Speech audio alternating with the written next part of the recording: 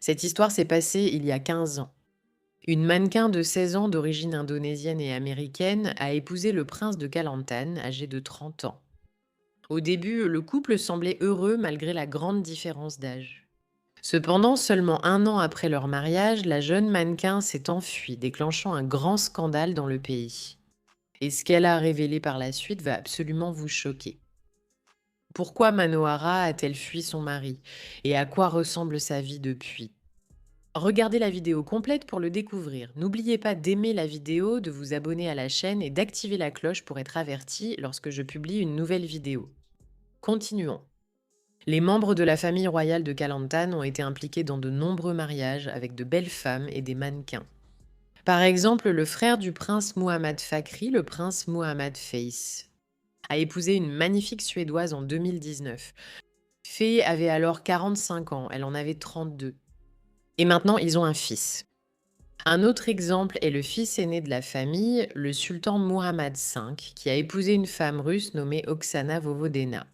Ils avaient également une grande différence d'âge, lui ayant 49 ans et elle 26 ans au moment de leur mariage. Oksana était mannequin et reine de beauté. Cependant, le sultan a divorcé d'elle seulement un an plus tard, déclenchant un scandale mondial car Oksana avait donné naissance à un fils pendant leur mariage, mais le sultan a refusé de reconnaître l'enfant et les a abandonnés. Ce scandale a attiré l'attention des médias du monde entier. Cependant, l'histoire dont nous allons parler dans cette vidéo a provoqué un scandale encore plus grand à son époque. Manohara Adeliapino est né le 28 février 1992 à Jakarta, en Indonésie. Son père, George Mans, est américain et travaillait comme ingénieur, tandis que sa mère, Desi Fajarina, est indonésienne. Ils ont divorcé quand elle n'avait que 2 ans et elle vit avec sa mère depuis cette époque. Mano a passé ses premières années en France avant de retourner en Indonésie en 2006. Avec ses origines métissées, elle possédait une beauté saisissante. À l'âge de 14 ans, des recruteurs l'ont découverte et elle est devenue mannequin. Elle est progressivement devenue célèbre et a même été nommée l'une des 100 femmes les plus précieuses d'Indonésie par le magazine Harper's Bazaar Indonesia. En décembre 2006, alors qu'elle avait presque 15 ans, elle a été invitée par le vice-premier ministre de Malaisie, Najib Razak, à un dîner à Kuala Lumpur, où elle a rencontré son futur mari. Le prince Mohammad Fakhri est membre de la famille royale de Kelantan. Il est le fils du sultan Ismail Petra, qui était le 28e sultan de Kelantan avant que son fils aîné, le sultan Mohammad le 5e, ne prenne la relève le 13 septembre 2010. Le prince Fakhri a été immédiatement attiré par Mano, même si elle était très jeune. Sa beauté a laissé une impression durable sur tout le monde. Après cela, le prince Fakhri la rencontrait souvent et disait à sa mère qu'il voulait l'épouser. Le 17 août 2008, la famille Manohara a été invitée au palais de Kelantan et présentée au sultan et à sa femme de l'époque. Au début, le mariage a rencontré des obstacles parce que Mano venait d'avoir 16 ans et il n'y avait pas de lettre de l'ambassade d'Indonésie sur place. Cependant, finalement, le mariage a eu lieu malgré la grande différence d'âge. Le mariage était modeste, avec seulement la famille proche et des amis présents. Après le mariage, Mano a reçu le titre de Sheshepwen et est devenu membre de la famille royale de Kelantan.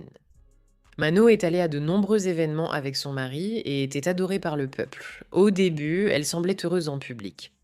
En privé, c'était différent. Juste 2 mois après son mariage, Mano a essayé de rentrer chez elle, disant qu'elle était maltraitée par son mari. Mais personne ne l'a cru et elle a été renvoyée au palais. Le prince Fakhri a alors tenté de la convaincre de rester. Il lui a acheté une voiture et a emmené elle et sa mère en Arabie Saoudite pour l'Omra.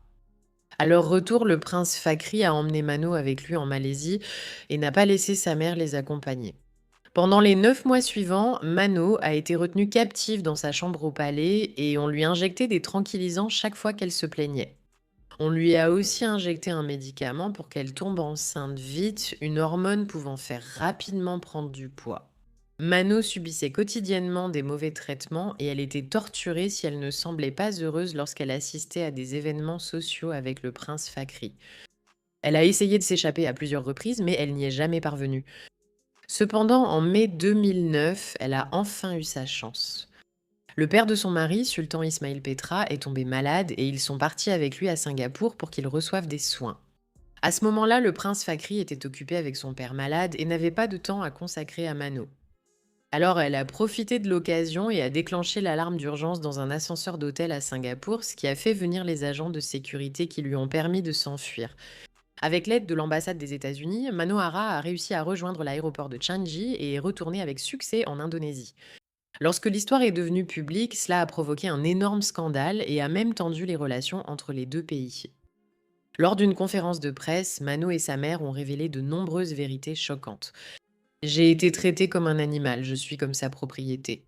J'étais dans sa chambre et chaque fois qu'il voulait jouer, il entrait et jouait avec moi. Je suis comme un objet, a dit Mano. Les abus sexuels et le harcèlement sexuel étaient en tête comme une routine quotidienne pour moi, et il faisait ça chaque fois que je ne voulais pas avoir de rapport sexuel, a-t-elle ajouté. Elle a aussi révélé qu'il l'avait violée avant leur mariage et qu'elle ne pouvait en parler à personne. Cependant, le prince a nié toutes les accusations, affirmant qu'elle était partie de son propre gré et accusant sa mère de l'avoir influencée pour inventer des histoires à son sujet. En juillet 2009, il a intenté une action en justice contre elle devant le tribunal islamique de la charia en Malaisie et le 13 décembre, il a remporté le procès. Le tribunal a ordonné à Mano de retourner auprès de son mari et de rembourser une dette de 1 800 000 $ qu'elle aurait soi-disant empruntée à celui-ci. Cependant, Mano n'est jamais retourné en Malaisie ni assisté aux procédures judiciaires. Le procès intenté par Fakhri a eu lieu dans son état d'origine, la Malaisie, où il détient d'importantes connexions politiques et du pouvoir. Par conséquent, si Mano était retournée en Malaisie ou s'était présentée au tribunal, elle risquait d'être privée de sa liberté une fois de plus. Il a donc été jugé judicieux et prudent pour elle de ne pas y aller. Peu de temps après, les deux ont officiellement divorcé. Aujourd'hui, presque 15 ans se sont écoulés depuis le scandale. Mano a maintenant 32 ans et est devenue une femme plus forte. Elle a repris ses études et poursuivi sa carrière de mannequin. En me mariant à un si jeune âge, j'ai dû faire face à de nombreux défis. Je suis reconnaissante d'en être là aujourd'hui, a-t-elle déclaré. Je suis reconnaissante d'avoir survécu. Aujourd'hui, je suis en bonne santé et je peux travailler ici, dans mon pays natal, jusqu'à atteindre mes objectifs, a-t-elle ajouté. Mano est également active en tant que militante pour la protection des animaux et de l'environnement, aidant à secourir et à réhabiliter des animaux blessés, orphelins ou en danger, et à préserver la faune et les habitats naturels. Elle est également active sur Instagram, collaborant avec des marques de mode, des créateurs et des marques de cosmétiques. Elle a l'air plus heureuse et plus belle que jamais. D'autre part, le prince Fakhri a perdu son titre en 2010 après avoir été soupçonné d'implication dans la fusillade du garde du corps de son frère. L'histoire de Mano montre que être l'épouse d'un prince n'est pas un conte de fées.